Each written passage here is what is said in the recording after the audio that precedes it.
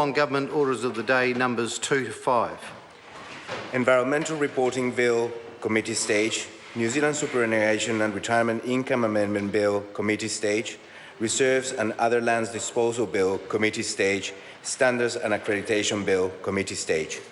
I declare the House in committee for further consideration of the Environmental Reporting Bill and consideration of the New Zealand Superannuation and Retirement Income Amendment Bill, the Reserves and Other Lands Disposal Bill, and the Standards and Accreditation Bill.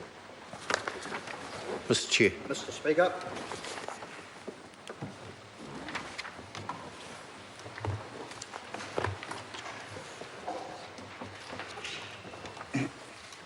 Members, the House and Committee for further consideration of the Environmental Reporting Bill and for consideration of the New Zealand Superannuation and Retirement Income Amendment Bill, the Reserves and Other Lands Disposal Bill and the Standards and Accreditation Bill.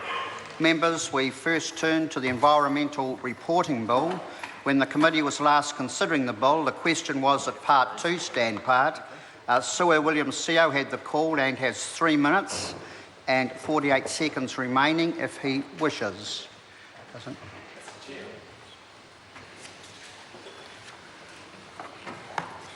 Just one moment, I'm just checking. There's been a lot of speakers on this. I'm just making sure we're in order. I'll take a seat. I'm calling Chris Farfoy. Thank you, Mr. Chair. Thank you. It's an honour to take a call to Part 2 of the Environmental Reporting Bill, and that will become a bit more apparent as I continue through my speech, Mr. Chair. I do want to speak to the supplementary order paper under the name of Sir William Seo, number 92, which seeks to make amendments to clauses 7 and 10.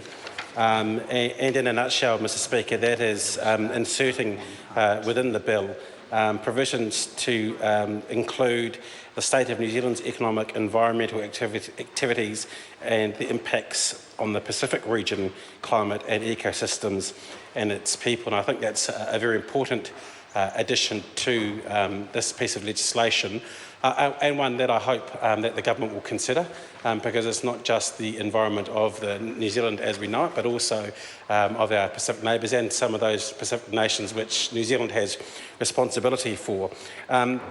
Mr. Speaker, it does, as I mentioned, it does include a responsibility from this nation to take into account the Pacific's climate and its ecosystems.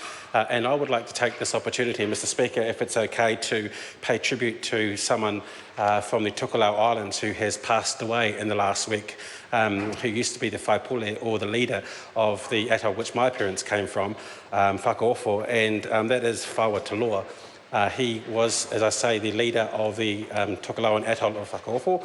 He also served on the Global Oceans Commission, and he himself crusaded throughout his life and dedication to the health and well-being of the Tokelau Islands around the environmental, economic and social stability of that nation. And I think the measure that's being posed by Sir William Seo will be very well looked upon by Whaua, who passed away this time last year.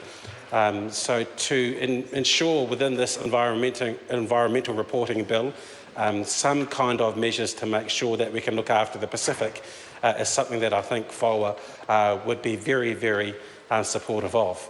Can I take this opportunity to pass my condolences and the love of this House to his family, to Longo, his wife, their 6 children, and especially to his brother Luther, who we have been dealing with in the last couple of weeks as Whaua fought the last stages of cancer and passed away. But the health of the oceans was something that was very big to him, and during last year he gave a very good speech to the Global Oceans Commission to make sure that this, not just this nation, but all nations take action to make sure that the health of the Pacific Ocean and other oceans is there for not just our generation, but for generations to come.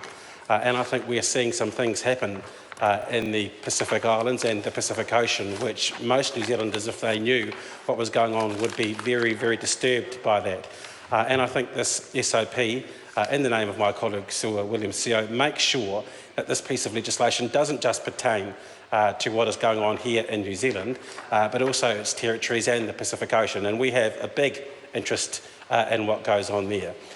So I would hope that members on the other side of the House would take that into consideration, because it does take on some of the responsibilities that this nation has to some of those smaller nations, and we've talked about them within another piece of legislation, like the likes of Tokelau, the likes of the Cook Islands, and the likes of Niue, which we have a very special relationship with.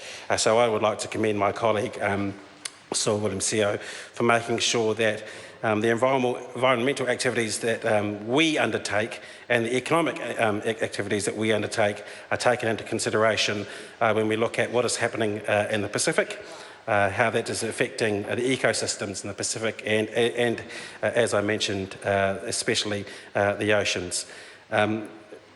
This is only going to be a 5-minute speech, Mr. Chair, but I just did want to again pass on this House's recognition of the contribution that Whāua made to the Tokelauan community here in New Zealand, to that of the community, the very small community of around 1,500 on the 3 atolls themselves, especially when it came to ensuring the environmental future of the oceans around the Tokelau Islands, and we wish his family all the love and respect that we afford them. I call Todd Muller.